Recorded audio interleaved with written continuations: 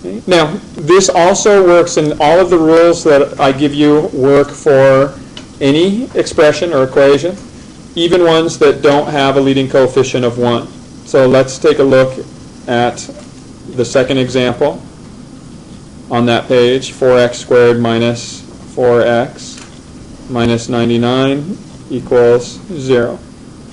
And now, if you had to do this one by hand, and quadratic formula, not going to be all that fun, right? Because you're going to have to square the negative 4, you're going to have, which is fine, but then you multiply by negative 99. So now you're getting to numbers you don't really want to work with. Believe it or not, following completing the square method, you'll work with much smaller, easier to manage numbers. Okay, so rule 1 is get your leading coefficient to be a positive 1. So what do we have to divide every term by? Even though it creates a fraction somewhere, that doesn't matter. You can still do this. It's still going to allow you to work with much smaller numbers. So when we divide every term by 4, leave it as a fraction. Okay. Again, you could look for rational zeros to see if you can factor this. It does, in fact, have factors that give you rational zeros, but it's not something that you guys are going to be all that familiar with, so completing the square would probably be the best bet on this. If you leave a space to complete the square, move your constant to the other side. We're now going to perform the steps of taking half of our b value. Well, what is half of negative 1? Negative 1/2, and we're going to square that. Negative 1/2 squared is 1/4. So if we add 1/4 to both sides, that allows us to write the left side as a binomial square. First term always x, the second term always half of this b value. So again, half of negative 1 was negative 1/2. And it just so happens 99/4 plus 1/4 work out nicely here to be 100/4, which is 25. We can now extract our square root. Take into consideration the positive and negative root. Square root of 25 also simplifies into a nice easy number to work with. So plus or minus 5.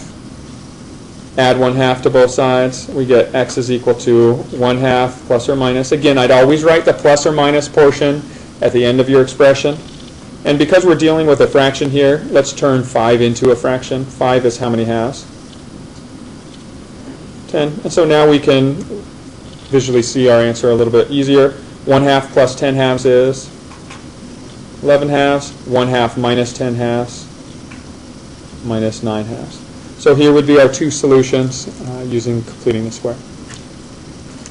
Again, familiar, hopefully, to you guys. Most teachers don't emphasize this method. If I were teaching you algebra, I would, because I think it's a lot more useful than quadratic formula.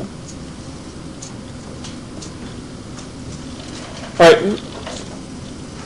As complicated as it could possibly be would be to set up and solve an equation using completing the square in terms of standard form itself. So what if I told you that we have the standard form of an equation? So this can represent any equation, correct? Doesn't matter what the variables or what the a, b, and c stand for. And I want to walk through the process of completing the square with this, using a, b, and c as just our unknown constants. Okay. Step 1 was get your leading coefficient to be a 1. So what do we need to do to every term? Okay. So we're going to divide every term by a. That gives us x squared plus b over ax plus c over a is equal to 0. Okay. The second step was, if you can't factor this, move your constant to the other side. So let's do that as well. Our first two terms are going to stay exactly as they were, and we're going to subtract a c over a and move it to the other side. All right, now we complete the square. In order to complete the square, we're going to take half of our coefficient of the first degree term. So here is our first degree term. Half of it just means you put a 2 in the denominator, right? Or you multiply by 1/2. So here is half of that expression, b over 2a. We're going to take that expression and we're going to square it and add that to both sides. So if we square the b and square the 2a, squaring the 2 and squaring the a, we're going to add b squared over 4a squared to both sides. So again, I'm still performing all the same steps that I laid out. This allows us to rewrite this left side as a binomial square. First term's always going to be x. The second term's always going to be half of this first degree term's coefficient. Well, here it is, b over 2a. And then let's combine our fractions on this right side. What's my LCD going to be between these two fractions here?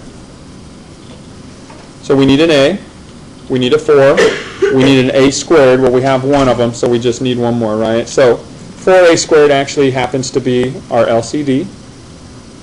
So if we take our negative c, our first fraction's numerator, multiply it by all the LCD factors that were missing from this fraction's denominator. What was missing? A 4 and an a. Take the next fraction's numerator, b squared, and multiply that by all the LCD factors that were missing from its denominator. It was missing nothing, so we just leave it as it is. Okay. And now let's extract the square root here.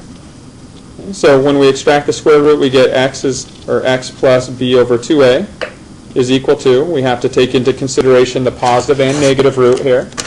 And let's just reorder these terms a little bit. Let's move the b squared in front, and let's adjust the second set of factors. We'll call it 4ac, just change the order of these terms. And now the square root of 4a squared can actually be simplified. The square root of 4 was, and the square root of a squared is a. Okay, so now if we look to isolate the x, we're going to subtract a b over 2a from both sides.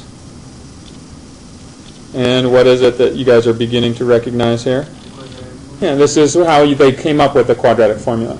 So this is why they both work for anything. I mean, whatever you can do quadratic formula for, you can do completing the square for as well. And oftentimes it allows you to work with smaller numbers. If we combine these into our single fraction, the LCD is already the same, we get our quadratic formula.